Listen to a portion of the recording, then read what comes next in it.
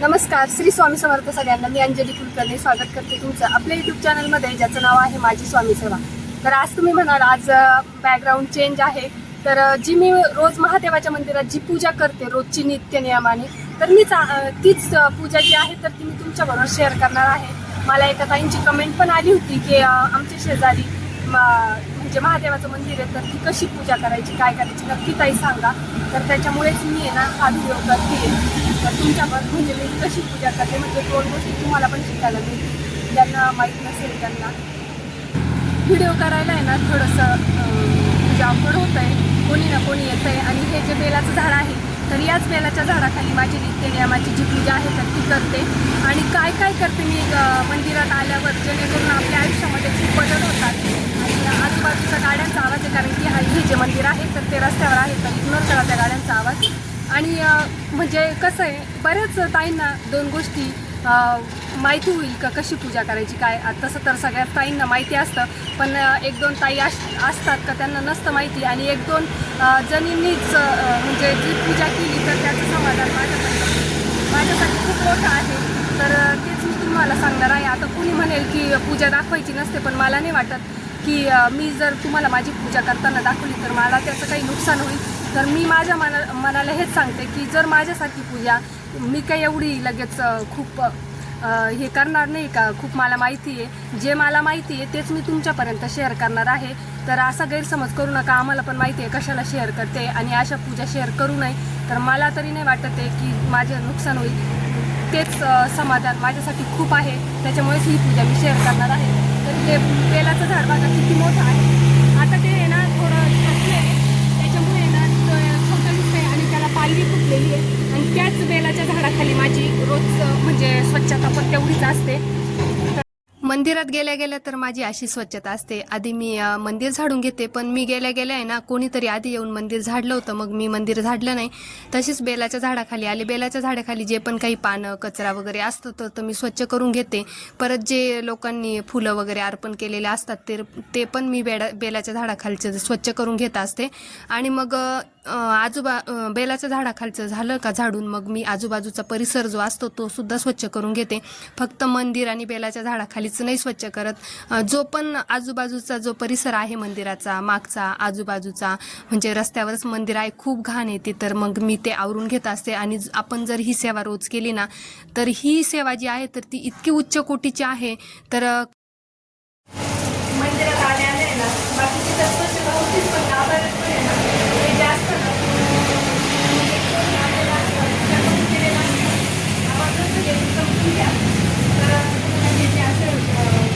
दाणे वगैरे असतात, तर ते त्याच्यामुळे अशी डास असे होतात ना. आधी मी आले हे स्वच्छ करून घेते, आणि मगच माझी जी पण पूजा आहे तर त्याची सुरुवात मी करत असते.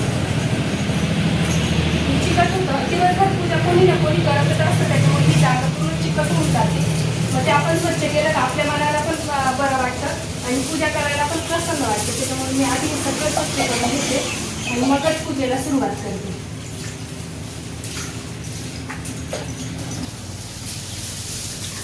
आधी स्वच्छ करून घेते सगळं. आणि ही घागर जी आहे ना तर ती मी रविवारी घासते, आठवडाभर नाही घासत, पण ती लगेच दुसऱ्या दिवशीच अशी होऊन जाते.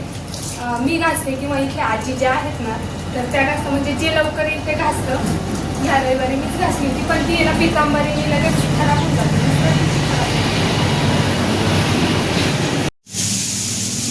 तुम्हाला तर माहिती आहे पूजेची सुरुवात ही दिवा प्रज्वलित करूनच आपण करत असतो. त्याच्यामुळे मी जी महादेवाची चौकट आहे मंदिराची त्या चौकटीवर आधी दिवा लावून होते आणि नंतर पूजेची सुरुवात करत असते.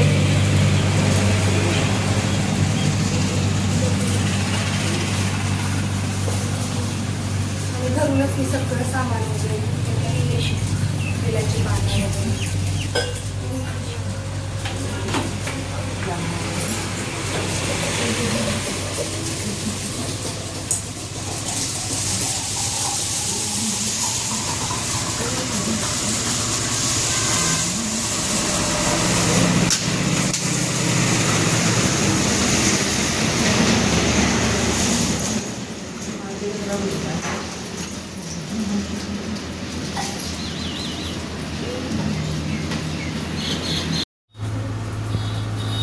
आपण जल तर अर्पण करतोच, पण म्हणजे जे महादेवाच्या मंदिरात आपण शिवलिंगावर जल अर्पण करतो, तर त्याचबरोबर आपण मी त्या कमळगट्ट्याचा उपाय सुद्धा सांगितलेला आहे की हा कमळगट्टा पाण्यात टाकून जलामध्ये अर्पण करून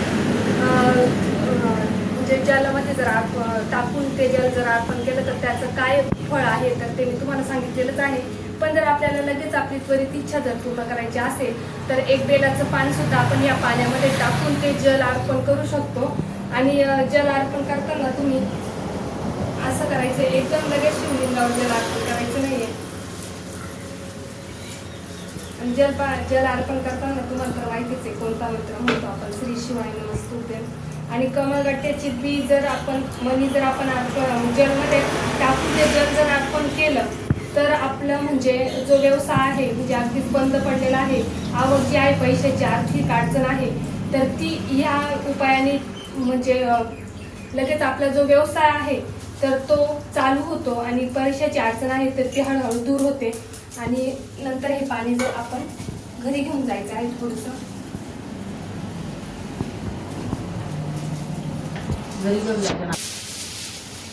अष्टगंध आपण सगळेच लावतो, पण त्याचे काय फायदे म्हणजे काय फळ मिळतं, कसं लावायचं.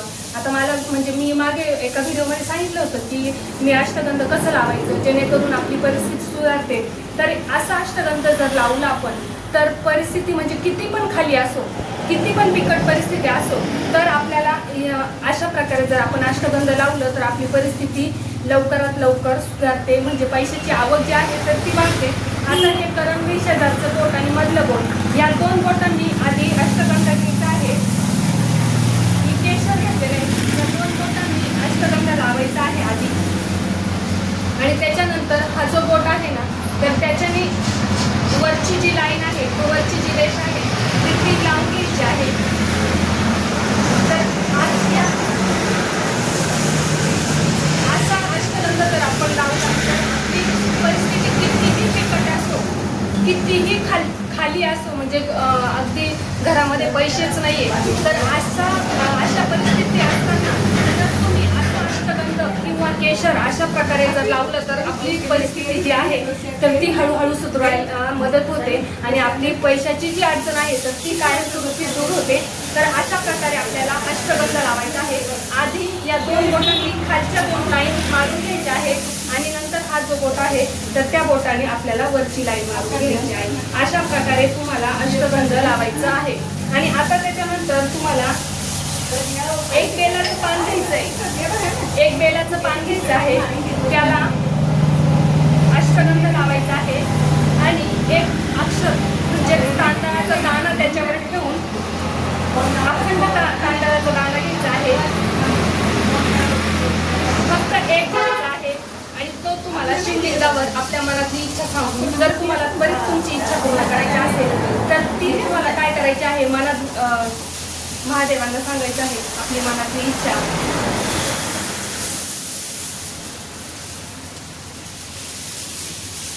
सांगायचे आहे आणि ते तुम्हाला बेलपत्र अर्पण करायचं आहे. असं बेलपत्र तुम्हाला अर्पण करायचं आहे. त्याच्यानंतर मी तुम्हाला पांढऱ्या फुलाचा सुद्धा उपाय सांगितला आहे. तर पांढरं फुल घ्यायचं आहे.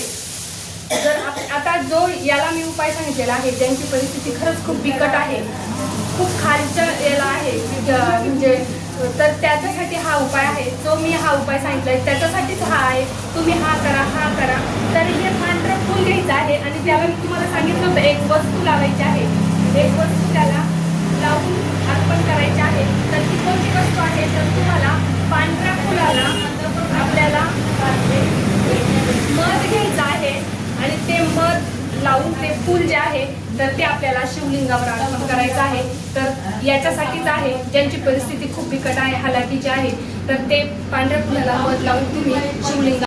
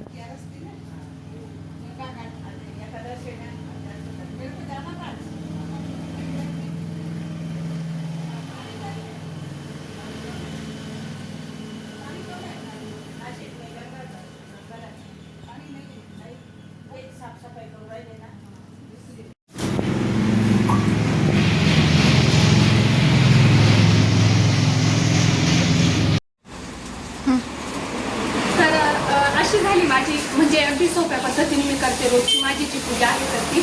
आणि खूप गर्दी होती मंदिरामध्ये, त्याच्यामुळे जास्त बोलता आलं नाही.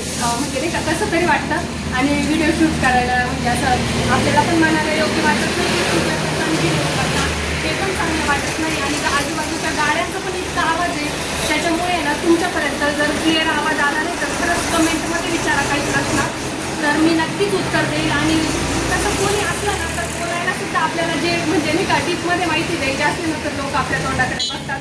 त्याच्यामुळे जेवढं मला सांगता येईल तेवढं मी सांगितलेलं आहे. आणि अशीच पूजा मी रोज करत असते.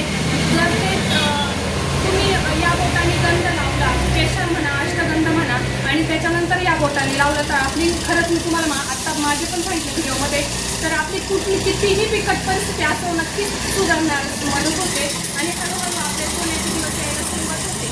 तर अशी पूजा मी करत असते रोजची स्वच्छतेपासून. आज तरी मंदिर कोणीतरी येऊन झाडलेलं होतं, त्याच्यामुळे मी मंदिर नाही झाडलं पण आजूबाजूचा परिसर, बेलाच्या झाडाखाली जे काही आहे तर ते मी स्वच्छ करत असते. त्याचे फायदे, त्याचं काय आपल्याला फळ मिळत असतं, आपल्या पदरात पडत असतं, ते सुद्धा मी तुम्हाला व्हॉईसमध्ये सांगणारच आहे. तर असं तुम्ही सुद्धा जर वेगळ्या पद्धतीने करत असाल, माहिती नसेल तर या गोष्टी तुम्ही आवर्जून रोज करत जा. तुमच्या नित्यपूजेमध्ये या सेवा म्हणजे ह्या पद्धतीने तुम्ही सुरुवात करा. आणि हे जे आहे तर ते शिवपुराणामधलेच उपाय आहेत तेच मी तुमच्यापर्यंत पोहोचवते. तर चला, माझे नंदी महाराजांची पूजा बाकी आहे. बेलाच्या झाडाखाली मी जी रोजची पूजा करते, जो गुरुचरित्रातील 14वा अध्याय वाचते तर तो पण मला वाचायचा आहे. आणि हे सांगायचं राहिलं माझं, जे आपण जे आपण शिवलिंगावर जल अर्पण करतो आणि ते जर थोडंसं जल अर्पण केलेलं जल आपण घरी नेलं, माठात टाकलं तर आपल्या घरामध्ये रोजच्या काही कटकटी असतील, निगेटिव्हिटी असेल तर ते हळूहळू कमी होतं. आणि याचा खूप रिझल्ट आहे, मला स्वतःला आहे. आणि तुम्ही हे करून बघा. आणि हे पाणी तुम्ही डोळ्यांना, कपाळाला, डोक्याला, कंठाला, कानाला आणि छातीला लावा. आपल्या स्वतःमध्ये सुद्धा हळूहळू बदल व्हायला सुरुवात होतील. म्हणजे आपल्यामध्ये सुद्धा एक वेगळीच ऊर्जा तयार होते. आपल्याला आपल्या आयुष्यामध्ये कुठल्याही समस्या येत नाही, आल्या तरी त्या एकदम किरकोळ वाटतात. तर ह्या जलाचं इतकं प्रभावी म्हणजे हे जल जे आहे तर ते तीर्थ होतं आणि ते तुम्ही नक्की करावं अशी माझी इच्छा आहे. आणि बऱ्याच महिला करत असतील हे. तर चला आपण पुढची सेवा करू. आता आहे ना, हे बघा इथे इतकी हवा असते ना तर निरांजन पण राहत नाही आणि अगरबत्ती पण लावता येत नाही. मग आहे ना इथे आम्ही असं हे आणून ठेवलेलं आहे, त्याच्यामध्ये लावलं ना तर निरंजन जे असते आपण जो दिवा प्रज्वलित करतो तर तो जसाचा तसा राहतो. आणि बेलाच्या झाडाखाली जर आपण रोज दिवा प्रज्वलित करून जर घरी गेलो, आता दिवा 2 मिनिटं जरी राहिला, याचं असं शास्त्र आहे, जर बेलाच्या झाडाखाली आपण रोज 2 मिनिटं जरी तो प्रज्वलित राहिला तरी हरकत नाही, पण जर रोज लावला आणि त्याच्यानंतर आपण पूजा वगैरे करून घरी गेलो तर त्याचं असं शास्त्र आहे की जो व्यक्ती बेलाच्या झाडाखाली दिवा लावून घरी जातो तर त्याच्या मागोमाग लक्ष्मी जी आहे तर ती आपल्या मागोमाग येत असते आणि आपल्या घरामध्ये लक्ष्मी अखंड वास करत असते. याच्या मागचं हे शास्त्र आहे. तर नक्कीच तुम्ही जर बेलाच्या झाडाखाली पूजा करत असाल तर आधी 2 मिनिटं जरी प्रज्वलित राहिला तर तो दिवा तुम्ही प्रज्वलित करून ही सेवा तुम्ही सुरुवात करा. तर या सेवेचं सुद्धा हे एकदम 100% रिझल्ट देणारं फळ आहे. कारण की संध्याकाळच्या वेळेस माता लक्ष्मी बेलाच्या झाडाखाली वास करत असते आणि महादेवांनी सांगितलेलं आहे का जो कोणी बेलाच्या झाडाखाली दिवा लावून बेलाच्या झाडाखाली सेवा करतो त्याच्या मागोमाग लक्ष्मी जात असते त्याच्या घरी. तर त्याच्यामुळे तुम्ही ही सेवा बेलाच्या झाडाखाली संध्याकाळी शक्य होत असेल तर नक्कीच करा. तुमच्या आजूबाजूला घराच्या बाजूला जर बेलाचं झाड असेल तर संध्याकाळी ही सेवा तुम्ही नक्की करा. 2 मिनिटं का होईना दिवा प्रज्वलित करा. बेलाच्या झाडाखाली जी पूजा आहे तर ती करा. अवश्य तुम्हाला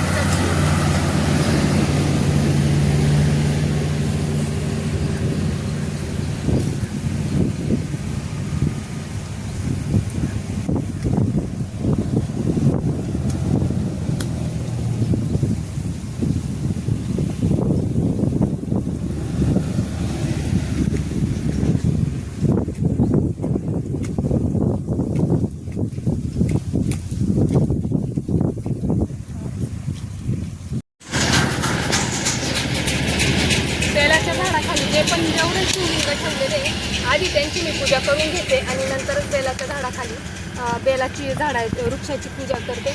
बेलाच्या वृक्षाची पूजा जी मी करते अगदी साध्या आणि सोप्या पद्धतीने जल अर्पण करते.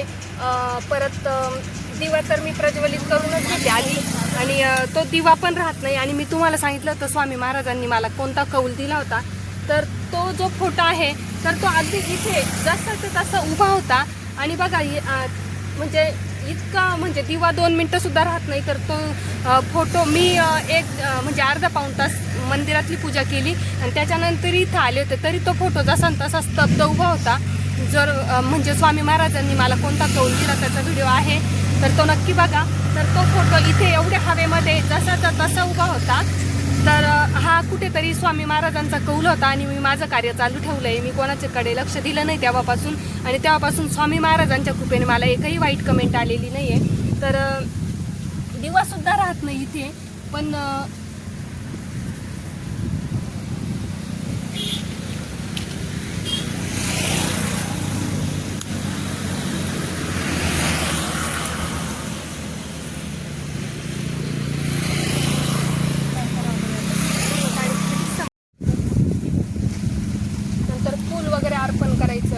आपण म्हणजे साध्या पद्धतीने करायचं. जेवढी साधी पूजा, फक्त भाव महत्त्वाचा आहे, श्रद्धा महत्त्वाची आहे. तुम्ही काय म्हणजे काय अर्पण करता याच्यापेक्षा तुम्ही पूजा कशी करता आणि कोणत्या श्रद्धेने करता, कोणता मनात भाव ठेवता याला महत्त्व जास्त आहे. मनात जर शुद्ध भाव ठेवला तर कुठलीही पूजा फळात जाते आणि त्याचं फळ आपल्याला नक्की मिळतं. आणि बेलाच्या झाडाखाली जो पण काही शिवलिंग आहे किंवा कंकर पडलेला असेल म्हणजे एखादा दगड वगैरे त्याला आपण कंकर म्हणतो, तर तो पडलेला असेल तर बेलाच्या झाडाखालचं तिथे आपल्याला एक मुगाचा दाणा आणि एक अक्षता ठेवायची आहे. आणि हा उपाय जर केल्याने आपल्या मनातली जी पण काही इच्छा असते तर ती पूर्ण होते. तर म्हणजे ही जी रोजची पूजा आहे ना, तर मी सगळं माझं सामान एकत्रच करून ठेवलेलं आहे. म्हणजे 2-3 महिने पुरेल एवढं मी या बास्केटमध्ये ठेवते. म्हणजे रोज ते हेच लक्षात राहिलं नाही, तेच लक्षात राहिलं नाही. त्याच्यामुळे आपण आपली तयारी करून ठेवली ना तर एक गोष्ट विसरत पण नाही आणि काहीच होत नाही. व्यवस्थित पूजा आपली जी रोजची आहे तर ती रोजची पूजा करते. अष्टगंध लावून घेतलेले, फुलं अर्पण केले, मूग चा दाणा आणि अक्षदा मी अर्पण केलेला आहे, दिवा प्रज्वलित करून घेतलेला आहे. आणि आता एवढी पूजा झाल्यानंतर मग मी माझा जो गुरुचरित्रातील 14वा अध्याय आहे तर ते पुस्तकसुद्धा माझ्याबरोबर असतं. तर मी गुरुचरित्राचा आता 14वा अध्याय वाचणार आहे, पठण करणार आहे. आणि हा 14वा अध्याय मी तुम्हाला खूप वेळ सांगितलं इतका फळ देणार आहे, इतका रिझल्ट देणार आहे. तर काय सांगू तुम्हाला, माझं खरंच स्वप्न पूर्ण झालेलं आहे. मी तुम्हाला नक्की शेअर करणार आहे.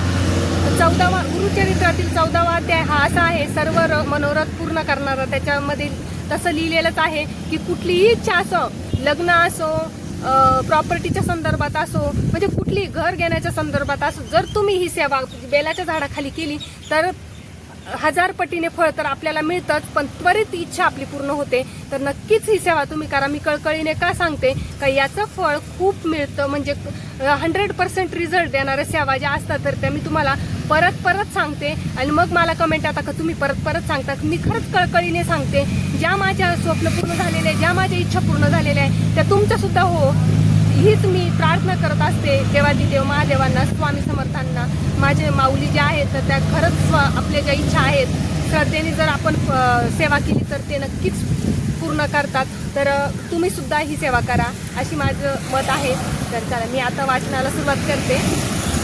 स्तोत्रम श्रीपाद श्री वल्लभम सदैव श्री दत्तास्मान पाहि देवादिदेव भावकाय क्लेश आदिन सुचिते घोरा कष्टात स्वरास्मान नमस्ते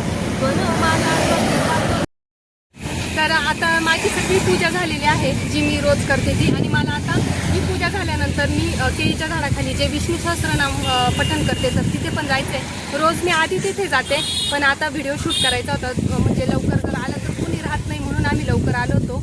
त्याच्यामुळे मंदिरात आधी आले मी. आणि पण जे म्हणजे दर्शनाला येतात तर ते येतातच, त्याच्यामुळे बोलायला थोडीशी अडचण होते. तर असो, त्याबद्दल क्षमस्व. आणि एका ताईंनी जो कमेंट केली होती का लवकरात लवकर हा व्हिडिओ शेअर करा, तर त्या ताईंना सुद्धा सॉरी म्हणते. लेट झालं पोस्ट करायला म्हणजे अपलोड करायला, कारण की मंदिरात येणं शूट घेणं कोणी नव्हतं. त्याच्यामुळे मग मुलगी पण गावाला गेलेली होती, ती आल्यावर हे शूट मी लगेच घेतलं. तर त्याबद्दल सॉरी ताई. तर चला, श्री स्वामी समर्थ सगळ्यांना.